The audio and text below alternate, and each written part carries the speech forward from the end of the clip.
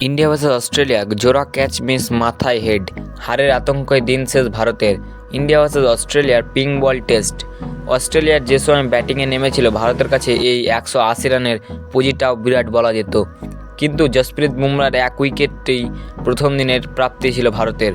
দ্বিতীয় দিন ট্রেভিস হেডের জোড়া ক্যাচ মিস, সেই হেডের 140 রানের সৌজন্য অ্যাডভান্টেজ অস্ট্রেলিয়া। গোলাপি টেস্টে ব্যাকফুটে ভারত, এর জন্য নিজেদেরও দায়ী করা যায়। তার প্রথম কারণ ব্যাটিং বিপর্যয়। প্রথম ইনিংসে মাত্র 180 রান করেছে ভারত। ইনিংসের প্রথমে বলে যশস্বী জয়সওয়ালের উইকেট হারানোর পর ঘুরে দাঁড়িয়েছিল ভারত। দ্বিতীয় উইকেটে লোকেশ রাহুল ও শুভমন গিল 69 রান যোগ করেন। পর রাহুল বিরাটের উইকেট।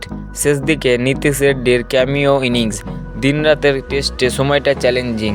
অস্ট্রেলিয়া যে সময় ব্যাটিং নেমেছিলেন ভারতের কাছে এই 180 রানের পুঁজিটাও বিরাট বলা যেত, কিন্তু জসপ্রীত বুমরার এক উইকেটই প্রথম দিনের প্রাপ্তি ছিল ভারতের।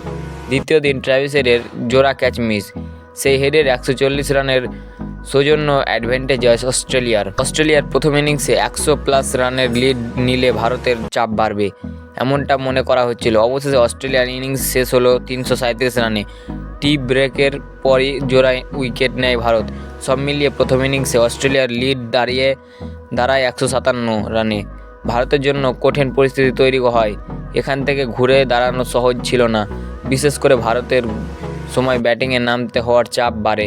যশস্বী জয়সওয়াল লোকেশ রাহুল জুটি দীর্ঘস্থায়ী হয়নি। দ্বিতীয় ইনিংসে পার্টনারশিপ গড়তে হিমশিম খেল ভারত। নিয়মিত ব্যবধানে উইকেট পড়তে থাকে। বিরাট কোহলি দাগ কাটাতে ব্যর্থ। রোহিত শর্মা গোল্ডেন ডাক হতেও আছেন। স্টার্কের বলে লেগ বিফোরের আবেদন ওঠে। On field umpire Chris Gaffaney out দেন, কিন্তু তৃতীয় আম্পায়ারের তরফে গ্যাফানির কাছে তথ্য আসে ওভার স্ট্যাম্পিংয়ের জন্য নো বল। জায়েন্ট স্ক্রিনেও দেখা যায়, যদিও তার ইনিংস দীর্ঘস্থায়ী হয়নি। মাত্র 6 রানে ফেরেন ক্যাপ্টেন রোহিত শর্মা। দ্বিতীয় দিনের শেষে 5 উইকেটে 128 তুলেছে ভারত। ক্রিজে রয়েছেন ঋষভ পন্থ ও নীতিশ কুমার রেড্ডি। ভারত এখনও পিছিয়ে 29 রান।